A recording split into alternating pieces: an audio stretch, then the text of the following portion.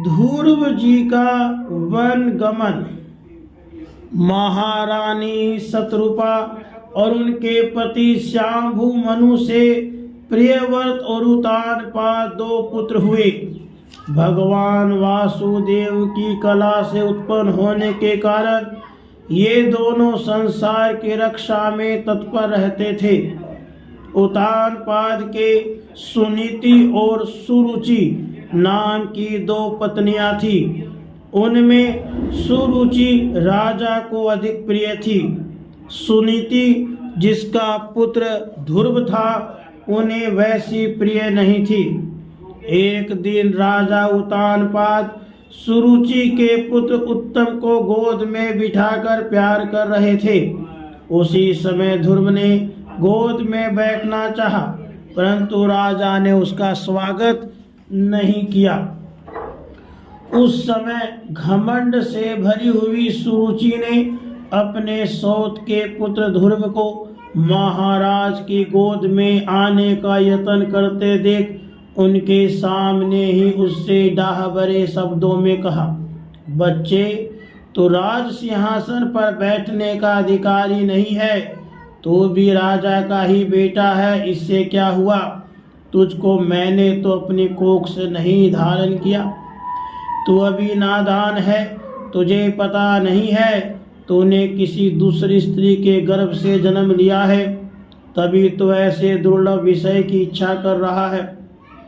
यदि तू राज सिंहासन की इच्छा है तो तपस्या करके परम पुरुष श्री नारायण की आराधना कर और उनकी कृपा से मेरे गर्भ में आकर जन्म ले।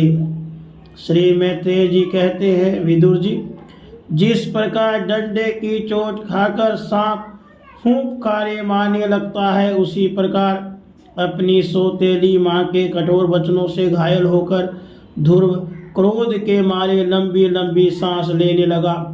उसके पिता चुपचाप यह सब देखते रहे, मुंह से एक शब्द भी नहीं बोले। तब पिता को छोड़कर ध्रुव रोता हुआ अपनी माता के पास आया। उसके दोनों होंठ फड़क रहे थे और वह सिसक सिसक कर रो रहा था। सुनीति ने बेटे को गोद में उठा लिया और महल के दूसरे लोगों से अपनी सोच सुरुचि की कही हुई बातें सुनी।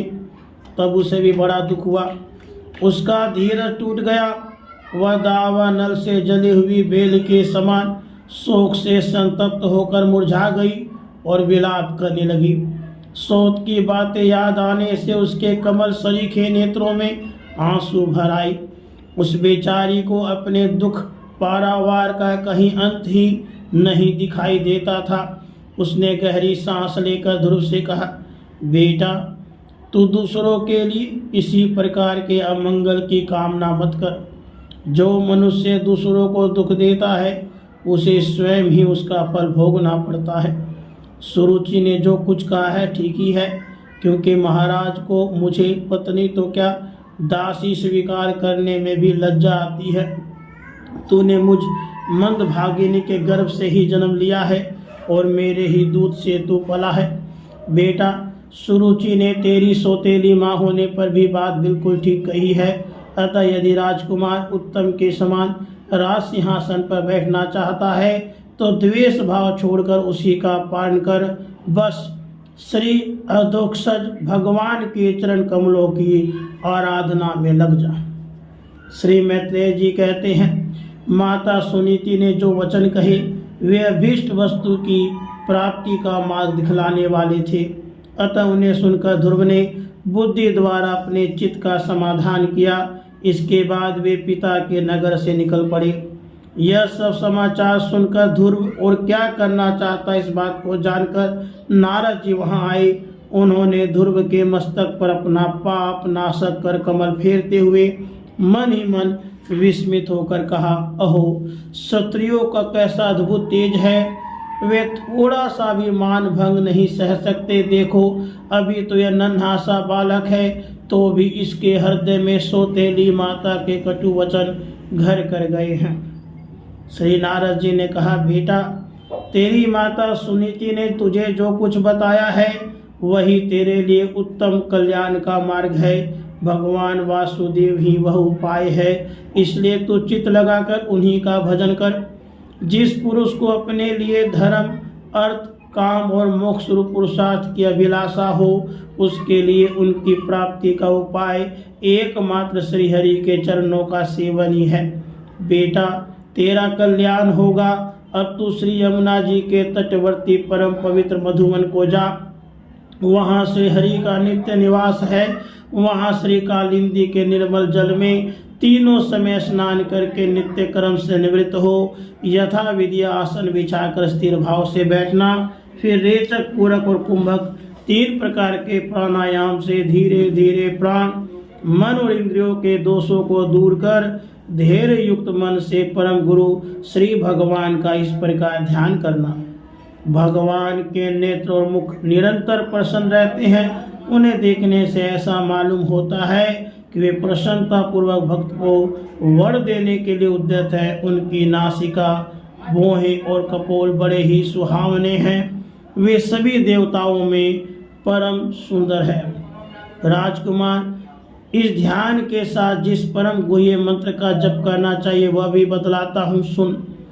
इसका 7 रात जप करने से मनुष्य आकाश में विचरने वाले सिद्धों का दर्शन कर सकता है। वह मंत्र है ओम नमो भगवते वासुदेवाय। किस देश और किस काल में कौन वस्तु उपयोगी है, इसका विचार करके बुद्धिमान पुरुष को इस मंत्र के द्वारा तरह तरह के सामग्रियों से भगवान की द्रव्यमयी पूजा करनी चाहिए। श्री नारद जी से इस प्रकार उपदेश पाकर राजकुमार ध्रुव ने परिक्रमा करके उन्हें प्रणाम किया। तदंतर उन्होंने भगवान के चरण चिन्हों से अंकित परम पवित्र मधुवन की यात्रा की। ध्रुव जी ने मधुवन में पहुंचकर यमुना जी में स्नान किया और उस रात पवित्रता पूर्वक उपवास करके श्री नारद जी के उपदेशानुसार एकाग्रचित से परम पुरुष श्री नारायण की उपासना आरंभ कर दी। उन्होंने 3 रात्रि के अंतर से शरीर निर्वाह के लिए केवल कैत और बेर के फल खाकर श्री हरि की उपासना करते हुए 1 मास व्यतीत किया। दूसरे महीने में उन्होंने 6 दिन के पीछे सूखे घास और पत्ते खाकर भगवान का भजन किया। तीसरा महीना 9 दिन पर केवल जल पीकर समाधि योग के द्वारा श्री हरि की आराधना करते हुए बिताया। चौथे महीने में उन्होंने श्वास को जीतकर 12 दिन के बाद केवल वायु पीकर ध्यान योग द्वारा भगवान की आराधना की। 5वां मास लगने पर राजकुमार ध्रुव श्वास को जीतकर परब्रह्म का चिंतन करते हुए एक पैर से खंभे के समान निश्चल भाव से खड़ी हो गई। उस समय उन्होंने शब्द आदि विषय इंद्रियों के नियामक अपने मन को सब ओर से खींच लिया। हृदय स्थित हरि के स्वरूप का चिंतन करते हुए चित्त का किसी दूसरी ओर न जाने दिया। जिस समय उन्होंने महद आदि संपूर्ण तत्वों के आधार, प्रकृति और पुरुष के वेद ईश्वर पर ब्रह्म की आराधना की, उस समय तीनों लोग कांप उठे। जब राजकुमार ध्रुव एक पैर से खड़े हुए तब उनके अंगूठे से दबकर आधी पृथ्वी इस प्रकार झुक गई जैसे किसी गजराज के चढ़ जाने पर नाव पद पद पर दाईं बाईं ओर डगमगाने लगती है। ध्रुव जी अपने इंद्रिय द्वार तथा प्राणों को रोककर अनन्य बुद्धि से विश्वात्मा श्री हरि का ध्यान करने लगे। इस प्रकार उनकी समष्टि प्राण से अभिन्नता हो जाने के कारण सभी जीवों का श्वास प्रश्वास रुक गया। इससे समस्त लोक और लोकपालों को बड़ी पीड़ा हुई और वे सब घबराकर श्री हरि के शरण में गए। देवताओं ने कहा, भगवान, समस्त स्थावर जंगम जीवों के शरीरों का प्राण एक साथ ही रुक गया है। ऐसा तो हमने पहले कभी अनुभव नहीं किया। आप शरणागतों की रक्षा करने वाले हैं। अपनी शरण में आए हुए हम लोगों को इस दुख से छुड़ाइए। श्री भगवान ने कहा, देवताओं तुम डरो मत। उत्तानपाद के पुत्र ध्रुव ने अपने चित्त को मुझे विश्वात्मा में लीन कर दिया है। इस समय मेरे साथ उसकी अभेद धारणा सिद्ध हो गई है। इसी से उसके प्राण निरोध से तुम सबका प्राण भी रुक गया है। अब तुम अपने अपने लोकों को जाओ। मैं उस बालक को इस दुस्तर तप से निवृत्त कर दूंगा। राधे कृष्ण।